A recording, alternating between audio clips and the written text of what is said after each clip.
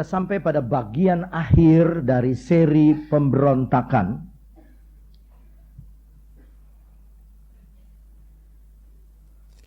Dan saya harap seri ini akan membawa kita kepada pengertian yang lebih dalam dari sabda Tuhan mengenai roh berontak ini.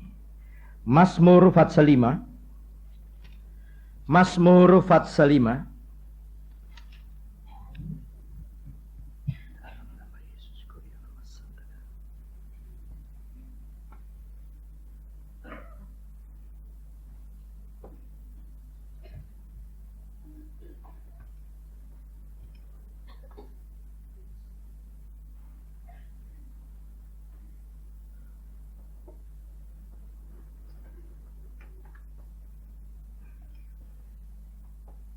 Ayat 11. Kita baca ayat 10. Sebab perkataan mereka tidak ada yang jujur, batin mereka penuh kebusukan, kerongkongan mereka seperti kubur ternganga, lidah mereka merayu-rayu. Biarlah mereka menanggung kesalahan mereka, ya Allah. Biarlah mereka jatuh karena rancangannya sendiri. Buanglah mereka karena banyaknya pelanggaran mereka, sebab mereka memberontak terhadap Engkau. Tetapi semua orang yang berlindung padamu akan bersukacita, mereka akan bersorak-sorai selama-lamanya, karena Engkau menaungi mereka. Dan karena Engkau akan bersukaria orang yang mengasihi namamu, sebab Engkaulah yang memberkati orang benar, ya Tuhan.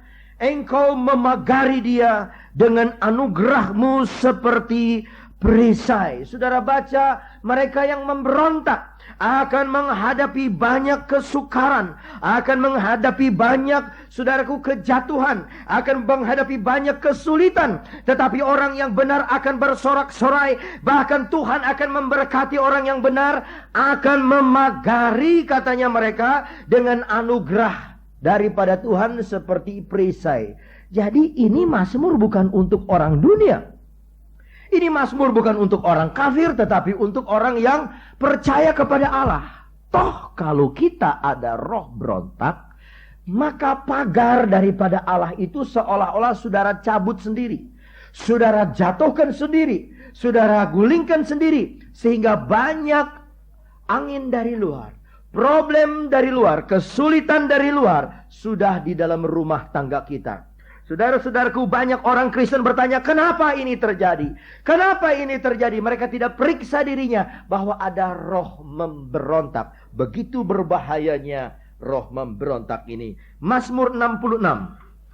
Dalam Mazmur 66 kita membaca beberapa ayat di sana. Mulai kita baca ayat yang kelima. Mazmur 66 ayat yang kelima. Pergilah dan lihatlah pekerjaan-pekerjaan Allah. Ia dahsyat dalam perbuatannya terhadap manusia. Amin. Dahsyat. Kok aminnya seperti wayang, saudara? Amin. Amin, saudara.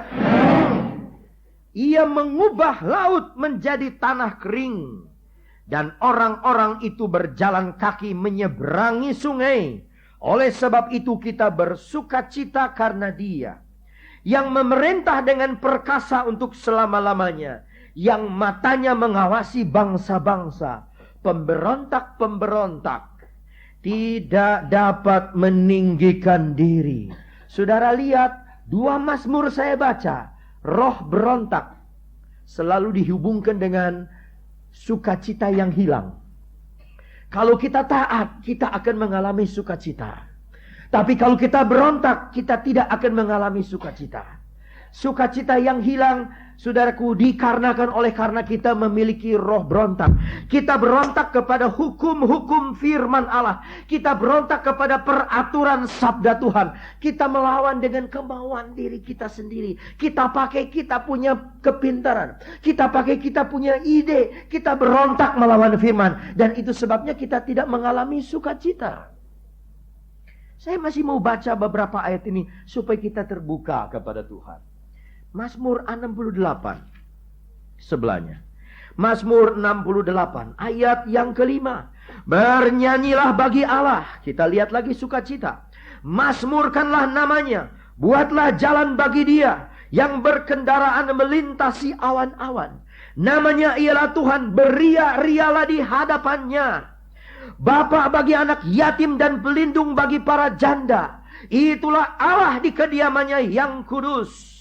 Allah memberi tempat tinggal kepada orang sebatang kara. Amin. Ia mengeluarkan orang-orang tahanan sehingga mereka bahagia. Tetapi pemberontak-pemberontak tinggal di tanah yang gundul.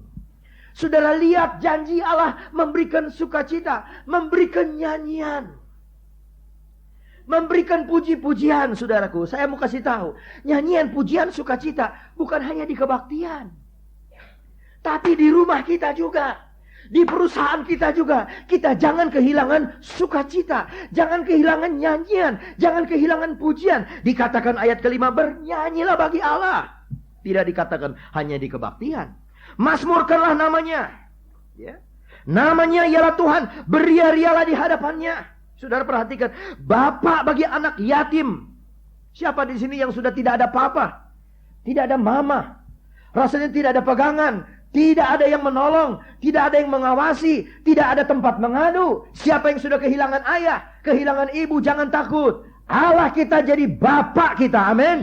Dia melindungi kita. Dikatakan di sana, saudara-saudaraku, Dia menjadi pelindung bagi para janda. Janda, saudaraku, adalah orang-orang yang tertinggal, orang-orang yang bulus, kata firman Allah, orang-orang yang tidak mempunyai pegangan, ditinggal suami. Dikatakan, saudara-saudaraku, adalah janda-janda itu penuh dengan kekurangan, penuh dengan, saudara-saudaraku, kesulitan. Tetapi Bapak kita di sorga, Dia mau jadi pelindung janda-janda. Itu sebabnya jangan korek, jangan bikin susah janda-janda yang berbakti sama Tuhan, janda miskin yang susah. Sebab Tuhan mau melindungi mereka. Tetapi kalau kita berontak, kita ada di tempat yang gundul, usaha kita gundul, toko kita gundul, pekerjaan kita gundul, tidak ada hasilnya. Kita kerjakan tanah, gundul. Kita kerjakan apa saja, gundul. Jangan nyalahkan Tuhan. Kenapa Tuhan begini ya? Kenapa Tuhan begini ya? Periksa diri. Mungkin ada roh berontak. Kok ayat 7 berkata, Allah memberi tempat tinggal kepada orang-orang sebatang kara. Orang sebatang kara itu tidak punya keluarga, tidak punya famili. Kata orang tukang main lenong, tidak punya permili, tidak punya kawan, tidak punya sahabat. Sebatang kara, tidak ada apa-apa. Tapi Tuhan yang luar biasa itu bisa kasih tempat tinggal sama orang sebatang kara. Nah, kenapa ada orang yang dapat tinggal di tempat yang gundul? Kenapa saya dagang ini tidak berhasil? Gundul. Kenapa tidak ada untung? Gundul. Kenapa saya begini? Gundul. Mungkin ada roh berontak. Mungkin ada roh melawan. Mungkin ada roh saudara-saudaraku yang melawan. Saya baru pulang dari Solo. Dan saya kebaktian di keluarga Dr. Danu. Ini luar biasa Tuhan pakai keluarga Dr. Danu ini. Pada waktu mereka bertobat dari agama mereka, percaya kepada Yesus, maka istrinya Tuhan pakai dalam 1 tahun menangkan 150 jiwa. Waduh, dipakai Tuhan. Dan sekarang persekutuan doanya 700 orang. Dan saya ditaruh di satu keluarga orang Tionghoa, seorang yang diberkati Tuhan. Saudara-saudara yang pernah melihat kami punya gedung Yayasan Kabar Baik di Cianjur, aulanya saja. Ini orang punya 3 bangunan sama seperti itu, yang penuh dengan kayu. Mereka adalah leveransir kayu se-Jawa Tengah. Diberkati Tuhan dari bawah ningkat sampai di atas dan 8 meter tinggi. Saya lihat kayu dan begitu panjang kayu diberkati oleh Tuhan. Lalu saya dengar kesaksian dari dokter ini, bagaimana mereka kenal kepada Yesus. Waktu dulu mereka kaya, mereka bilang, buat apa kita kenal Yesus? Mereka dengar satu kesaksian, ayo ikut Yesus. Buat apa kenal Yesus? Buat apa kenal Yesus? Uang ada. Mau apa lagi Yesus? Anak sepasang. Mau lelaki sudah ada, mau perempuan sudah ada sepasang. Sehat. Mau apa lagi pakai Yesus? Suami baik. Nggak nyeleweng. Mau apa lagi Yesus? Jadi Yesus ditolak secara halus. Sampai berapa waktu, tanpa sadar sebetulnya mereka ada roh memberontak. Tidak mau terima Tuhan. Tetapi Tuhan cinta mereka. Tuhan panggil dengan satu panggilan yang luar biasa. Istrinya yang memegang perusahaan kayu ini justru nggak bisa tidur. Penyakit modern. Tidak bisa tidur. Kalau mau tidur minta suami antar pakai mobil. Keliling kota Solo. Keliling, sudah jam 11, jam 12. Nanti sudah jam setengah 1, suami sudah lihat, istrinya sudah tidur. Dibawa ke rumah. Digotong dari mobil, taruh di tempat tidur pelan-pelan. Begitu taruh, bangun lagi. Saudara-saudaraku, dia punya penyakit, tidak bisa tidur. Oh, berat sekali. Dia punya pikiran terganggu, saudara-saudaraku. Dan akhirnya dia pakai segala macam usaha. Gagal. Orang yang memberontak, dia ditempatkan di tempat yang gundul. Tinggal di tanah yang gundul. Bikin begini salah, begitu salah. Karena perhatian sama istri tercinta, perusahaan sudah tidak lagi diperhatikan. Oh, ada banyak persoalan saudara-saudaraku. Sampai akhirnya dicarilah kembali Tuhan Yesus itu. Tapi Tuhan Yesus sangat penuh dengan cinta. Yesus datang dalam keluarga ini. Ibu yang sudah terganggu pikiran ini disembuhkan total oleh Tuhan Yesus. Dan sekarang dipakai oleh Tuhan luar biasa. Perusahaannya jadi tambah besar, tambah diberkati oleh Tuhan. Itu saya lihat itu istri mukanya aduh seperti kue tiong cupia. Saudaraku, dia bundar penuh dengan cahaya Kristus. Suaminya juga orangnya senang, orangnya rendah, diberkati Tuhan. Oh, kalau kita tahu dengar-dengaran kepada Tuhan, saudara-saudaraku, janda saja dikasih tempat tinggal. Apalagi kita yang punya keluarga. Amin. Janda yang sebatang kara, orang yang sebatang kara, yang sendirian, Tuhan kasih tempat tinggal. Kalau kita nurut sama Tuhan. Itu sebabnya buanglah roh berontak, roh melawan, roh tidak menurut papa, tidak menurut mama. Melawan pimpinan, melawan kehendak Allah, melawan. Saya kasih diberitahu oleh guru saya di sekolah Alkitab dulu. Siapa siswa-siswa yang melawan kepada guru di sekolah Alkitab? Dia tidak bisa jadi hamba Tuhan. Dan itu kebanyakan terjadi, saudara. Ya, bagaimana dia mau didik jemaat supaya nurut sama dia, nurut sama Tuhan, dia sendiri melawan sama pimpinan. Dan itu kena di hati saya pada tahun 68 ya. Jadi saudara-saudaraku, jangan sampai ada roh melawan dalam hidup kita. Mazmur 78. Mazmur 78. Haleluya.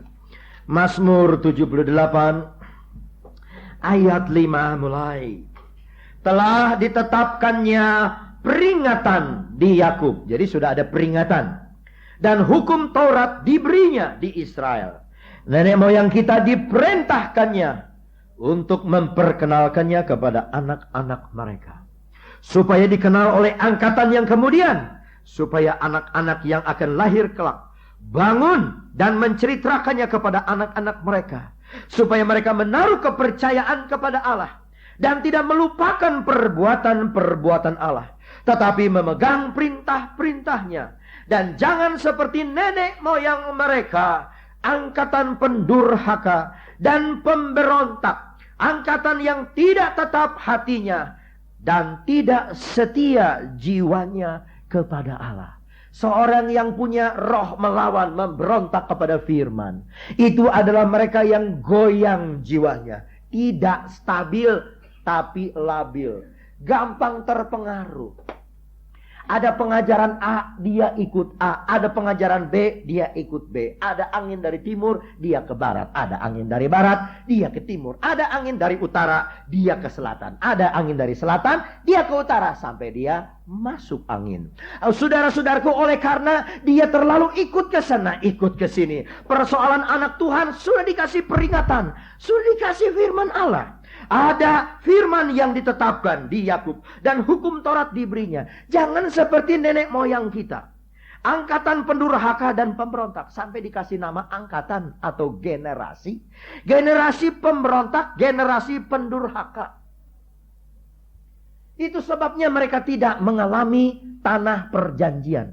Saudara tahu, dari Mesir sampai ke Kanaan, menurut Alkitab, kalau jalan santai, lurus-lurus, lempeng-lempeng, 11 hari Alkitab katakan mereka bisa tiba. Kalau jalan cepat, 3 hari 3 malam non-stop mereka sampai. Kalau lari, 1 hari 1 malam sampai. Tapi apa yang terjadi? Mereka tiba dari Mesir ke Kanaan 40 tahun lamanya.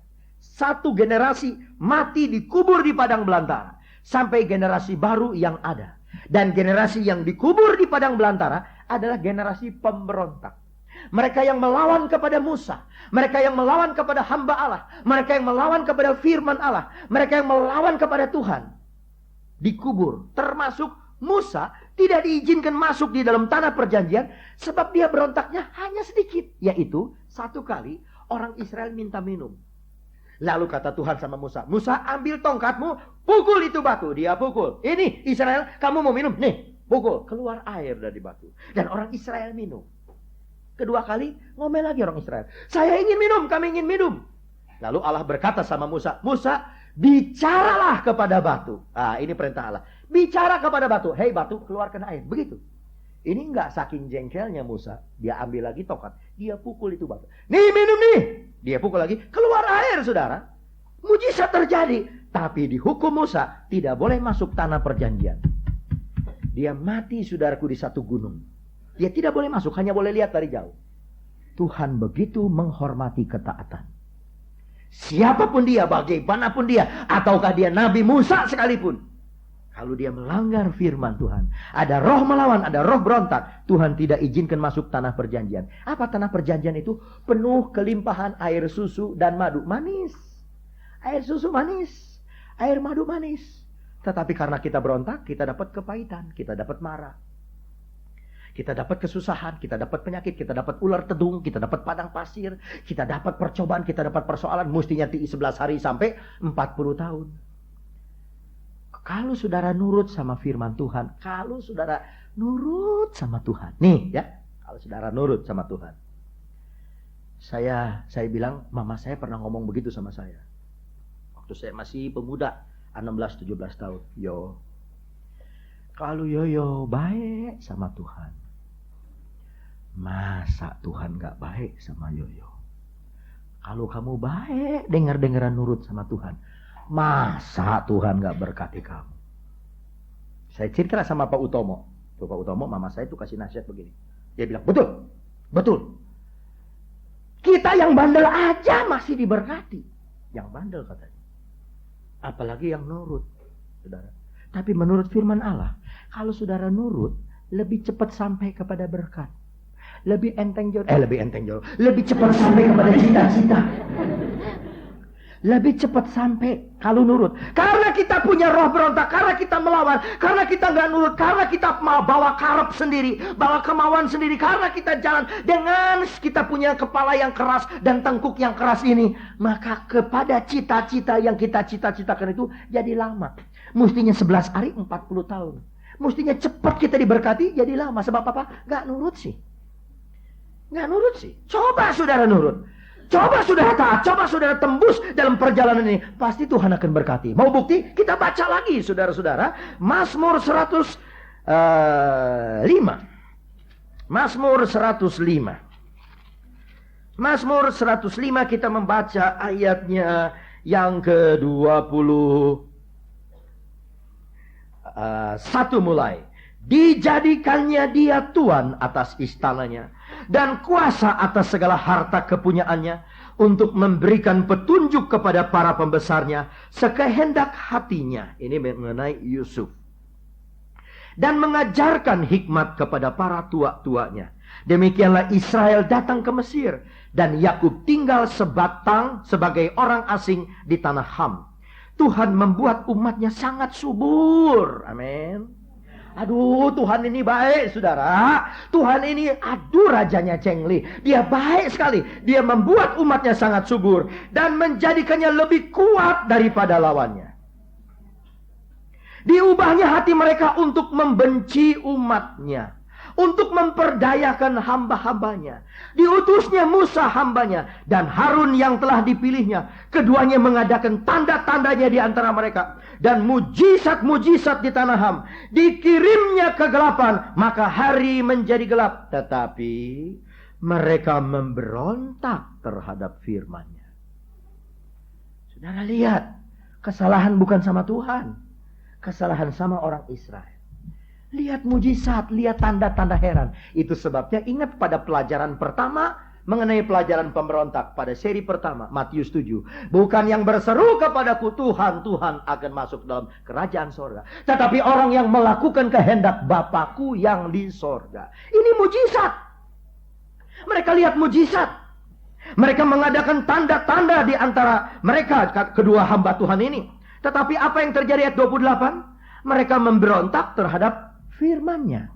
Roh memberontak ini ternyata akhirnya melawan firman Tuhan. Saudara akan perhatikan nanti. Saudara akan belajar ini di dalam keluarga saudara sendiri. Ada anak-anak yang kalau bicara akan ceritakan dia punya roh yang ada di dalam dia. Itu roh mana? Mereka yang suka membantah kata-kata orang tua. Mereka yang sudah punya argumentasi sendiri. Papanya bilang begini, dia bilang, tetapi Pak begini-begini. Itu rohnya sama. Mamanya kasih nasihat, kamu jangan begini. Tetapi mau begini-begini. Rohnya sama. Sama saudaraku. Ini memberontak kepada firman. Sebab firman Allah katakan, hormati orang tua. Kasihi orang tua, hormati, engkau akan panjang umur. Tapi kita tidak menghormati orang tua, kita membantah orang tua. Kita melawan orang tua. Puji Tuhan. Kita baca satu ayat lagi. Masih dalam Mazmur 107. Nah ini Mazmur 107 nih. Saya mesti cari ayatnya nih. Lupa ayat berapa. Coba saudara bisa dapatkan ayat berapa tuh Mazmur 107. Yang ayat 10. Ayat 10. Ada orang-orang yang duduk di dalam gelap dan kelam. Terkurung dalam sengsara dan besi. Karena mereka memberontak terhadap perintah-perintah Allah dan menista nasihat yang maha tinggi. Maka ditundukkannya hati mereka ke dalam kesusahan, mereka tergelincir dan tidak ada yang menolong. Ini akibat dari memberontak. Saudara-saudaraku, dikatakan mereka terkurung dalam besi. Terpenjara. Saudara tidak dipenjara, tetapi mungkin saudara terpenjara dengan kekerasan. Saudara tidak ada kebebasan. Ada yang masih terikat dengan persoalan-persoalan dunia. Masih terikat dengan persoalan-persoalan dukun. Hati-hati saudara. Siapapun dia, orang Kristen manapun dia, kalau dia masih main dukun, masih main menyembah berhala, dia masih memiliki roh memberontak. Itu kata firman Allah. Nah di Solo saya dengar satu cerita yang bikin bulu kuduk saya berdiri saudara. Di Amerika ada satu orang medium. Medium ini bisa menghubungkan orang yang hidup katanya dengan orang yang mati. Dan hanya praktek setahun sekali setiap bulan Juli. Dan tur yang pergi ke sana saya tidak ingat itu kota-kota apa, namanya orang ini siapa. Dan lebih baik kita tidak usah tahu. Tur ini diatur oleh orang ini. Hotel sampai makan restoran diatur. Siapa yang mau tur ke sana bisa ikut. Dan banyak orang ziarah ke sana untuk minta tolong saudara-saudara. Orang ini, medium ini, dia bisa hubungkan orang yang masih hidup dengan keluarga yang sudah mati. Katanya. Dan ada banyak orang di Solo sudah siap-siap untuk pergi. Katanya dari Indonesia banyak orang. Bukan ratusan. Katanya ribuan. Mau pergi ke sana untuk ketemu medium ini. Dan satu praktek sudah dipraktekkan, satu ibu di Indonesia, anaknya mati karena bunuh diri. Karena bunuh diri, ini mama karena sayang bener sama ini anak, dia datang sama medium ini. Mau tanya anaknya tuh piye, anaknya tuh bagaimana. Jadi ditanya, apa keperluanmu? Saya mau tahu anak saya tuh di alam bakanya tuh bagaimana. Lalu medium ini tunduk kepala. Dan dia mulai angkat kepala, dia mulai bicara dalam bahasa Indonesia. Suaranya suara anak ini. Yang sudah mati bunuh diri. Mama, tolong ma. Saya ada di neraka ma. Mama, ini saya dibakar. Aduh itu mama nangis dong. Mama ini saya. Dia dengar ini suara anaknya. Dan dia lihat ini medium. Bukan orang Indonesia, kok dia bisa bahasa orang Indonesia. Pakai bahasa logat dari Jawa Tengah. Mama tolong saya. Saya ini ada di neraka. Tolong saya. Aduh bagaimana panas. Nangis. Sudah berhenti itu medium. Lalu ini ibu, bagaimana? Bisa ditolong gak anak saya? Bisa. Pindah ke surga bisa. Asal bayar. Berapa puluh ribu dolar dia bayar. Saudara ketawa. Tapi untuk satu ibu yang kehilangan anak karena bunuh diri, ini ibu bisa ketipu. Saking cintanya sama anak. Berapa saja saya bayar. Tolong pindahkan. Medium ini terima uang. Dia tunduk kepala lagi. Dia angkat kepala. Suaranya aja sudah lain. Suaranya masih sama. Tapi kata-katanya. Aduh mama saya senang. Sekarang saya ada di surga. Oh, saudara ketawa, saudara tertawa, kedengaran lucu. Tapi yang jadi fakta, banyak orang ke Amerika sekarang hanya setahun sekali setiap bulan Juli. Saya tanya, apa saudara anggap ini benar atau sesat? Sesat. Orang datang dari Jerman, ngomongnya Jerman. Orang datang dari Belanda, ngomongnya Belanda. Wah, kalau saudara hanya lihat mujizat, kalau saudara hanya lihat tanda-tanda heran, waduh, kalau orang itu ada di Indonesia, bikin persekutuan, ilah, ini pendeta. Wah, orang di neraka ngomong melalui dia. Ini pendeta. Dan akan ada banyak saudara-saudaraku yang menjadi pengikut dia. Tetapi kita harus penuh dengan firman Allah yang benar. Jangan ikut-ikutan. Haleluya. Ada suara dari neraka begini, hati-hati. Ayat ke-10, ada orang-orang yang duduk di dalam gelap dan kelam, terkurung dalam sengsara dan besi, karena mereka memberontak terhadap perintah-perintah Allah dan menista nasihat yang maha tinggi. Nggak mau percaya kepada firman Allah. Mereka percaya kepada dukun. Mereka percaya kepada medium. Mereka percaya kepada orang-orang yang menjadi perantara antara orang mati dengan orang hidup. Jangan saudara percaya. Saudara-saudaraku, firman Allah lah yang harus kita pegang teguh pada akhir zaman ini. Jangan berontak, jangan melawan. Dan saya akan bawa saudara kepada satu cerita mengenai roh berontak ini yang berbahaya di dalam cerita Ayub. Fatsal yang pertama, sebelum Mazmur kita ketemu Ayub. Ayub fatsal yang pertama, ayat 1 mulai. Pada suatu hari datanglah. Sebentar saudara. Ayub 1 dulu. Ayub 1. Saudara belum dapat Ayub. Ayub itu sebelum Mazmur ya. Saudara belum dapat Mazmur. Mazmur itu di tengah Alkitab.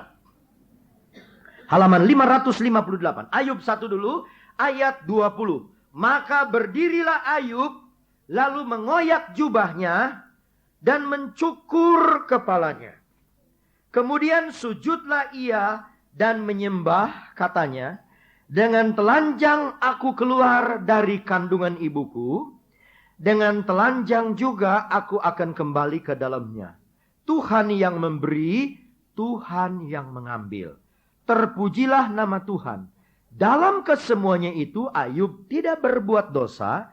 Dan tidak menuduh Allah berbuat yang kurang patut. Ayat 1. Pada satu hari datanglah anak Allah menghadap Tuhan. Di antara mereka datang juga iblis menghadap Tuhan. Maka bertanyalah Tuhan kepada iblis, dari mana engkau? Lalu jawabnya kepada Tuhan, dari perjalanan mengelilingi dan menjelajah bumi. Firman Tuhan kepada iblis, apakah engkau memperhatikan hambaku Ayub?